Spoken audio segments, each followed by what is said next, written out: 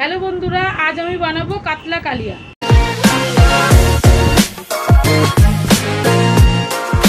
প্রথমে মাছটাকে ফ্রিজ থেকে বার করে নিচ্ছি।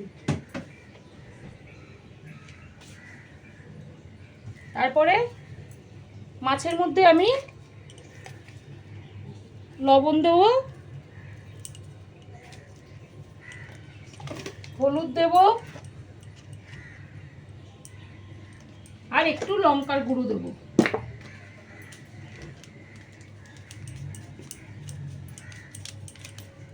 এটা দিয়ে ভালো করে আমি মেখে নেব,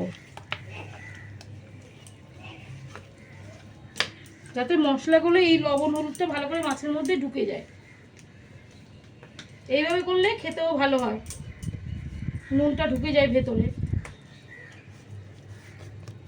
এবার এটা থাক এখানে, আমি হাতটা ধুয়ে নিচ্ছি। এবার প্রথমে আমাকে পেঁয়াজগুলো কাটতে হবে।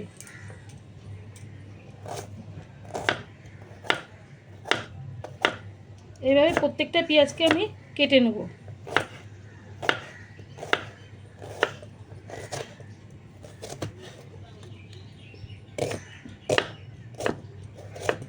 তারপর পেঁয়াজগুলো কাটা হয়ে গেলে আদা রসুনটা কুচি করব।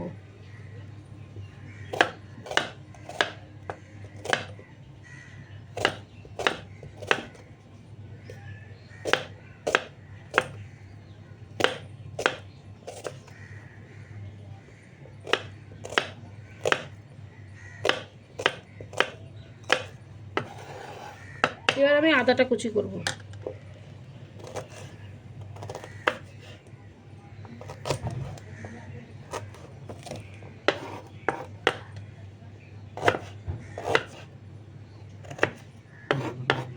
এবার রসুনগুলোকে কুচি করব। এই কুচি করার দরকারও নেই, এই শুদ্ধ মিক্সিতে দিলেও হয়ে যাবে।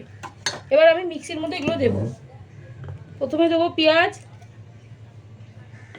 আদা আর রসুন, এগুলো দেব।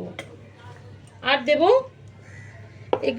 চারটে কাঁচা লঙ্কা আর এই শুকনো লঙ্কা কটা। এই শুকনো লঙ্কা থেকে কিন্তু আমি বীজটা বার করে নিয়েছি, কারণ এই বীজটা খেলে কি রান্না করার পরে খেলে এটা পেটে ব্যথা করে। আমাদের তো করে, আবার অনেকের করে কিনা আমি জানি না। করলে আমাকে কমেন্ট করে জানাবেন। কারণ তুমি কি ডাক্তার? তোমার দ্বারা কিছুই অসম্ভব নয়। এই মশলাগুলোকে এবার আমি পেস্ট করে নেব।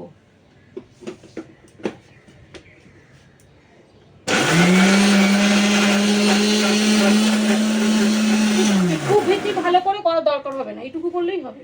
কতটা হলো দেখিয়ে দিই। এই যে, খুব বেশি ভাঙানোর দরকার নেই। ঝাঁজ হয়েছে নাকি? তো ঝাঁঝ হবে। এবার আমি রান্না করতে যাব।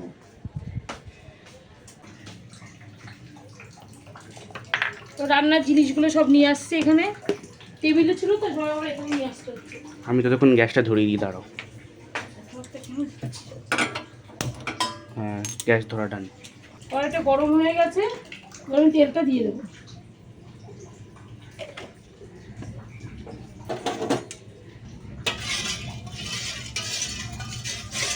তেলের মধ্যে একটু লবণ দেব,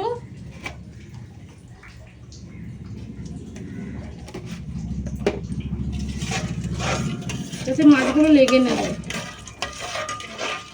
এবার আমি মাছগুলো ছাড়বো। এবার কতটা জল বেরিয়ে গেছে, একটা একটা করে ছাড়বো।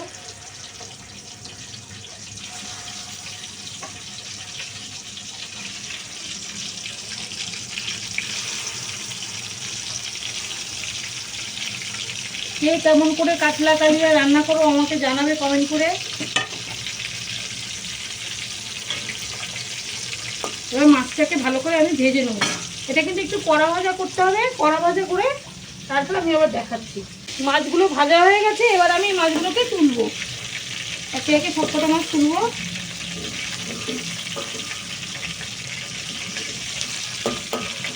এগুলো কিন্তু একটু লাল লাল করেই ভাজতে হবে। এবার কড়াইতে আমি তেজপাতা দেব, শুকনো লঙ্কা দেব, গরম মশলা দেব আর একটু গোটা জিরে দেবো। এটা একটু নাড়িয়ে তারপরে এই পেঁয়াজ কুচি কটা দেবো।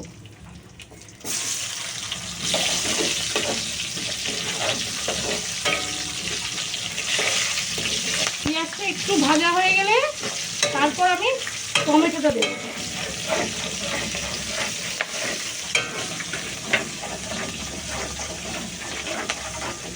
এবার টমেটোটা দেবো।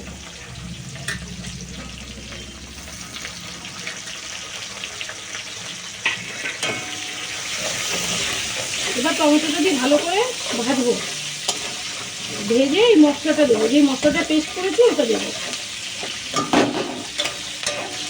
এই যে পেঁয়াজটা ভাজা হয়ে গেছে, টমেটোটাও গলে গেছে, এবার আমি এই মশলাটা দেবো যেটা বেটে রেখেছি।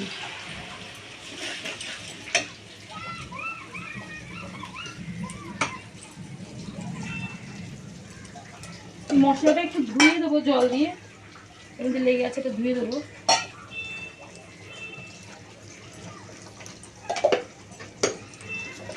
তারপরে দেবো জিরে গুঁড়ো। আমরা ধনে গুঁড়োটা ইউজ করি না, যদি ধনে গুঁড়োটা আমি দিই না খুব একটা রান্নায়।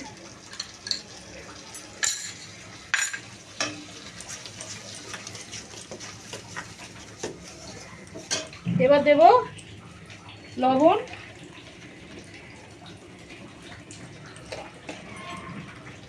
হলুদ। মশলাটা কষানো হয়েছে, তেলও ছেড়ে এসছে, এবার একটু এর মধ্যে চিনি দেবো। চিনিটা দিয়ে নাড়িয়ে দেবো। এবার টক দইটা ফেটিয়ে দেবো,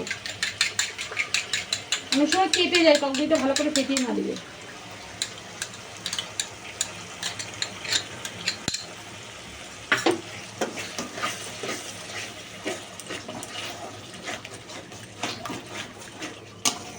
এই গ্রেভিটার কালারটা চেঞ্জ হয়ে গেছে টক দইটা দেওয়ার পরে।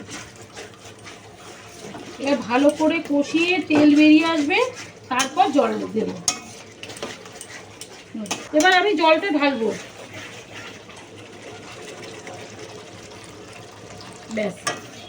এবার ঝোলটা ফুটে গেলে ওই ভাজা মাছগুলো দিয়ে দেবো ঝোলে। এই যে ঝোলটা ফুটে গেছে, মাছগুলোকে আমি ছেড়ে দিচ্ছি।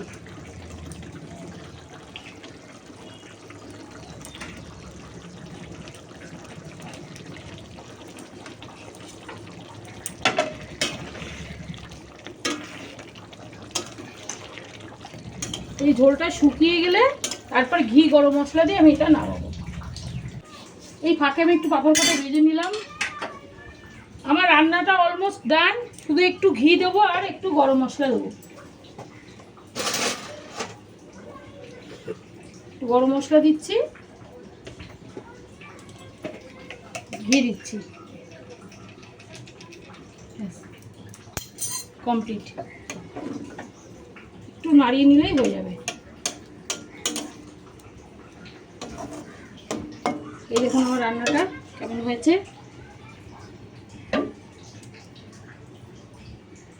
আমার রান্নাটা কমপ্লিট। আমার এই রান্নাটা কেমন লাগলো তোমরা একটা কমেন্ট করে জানিও, আর বেশি ভালো লাগলে একটা লাইক করো, আরও যদি ভালো লাগে তাহলে সবার মধ্যে এটা শেয়ার করে দিও।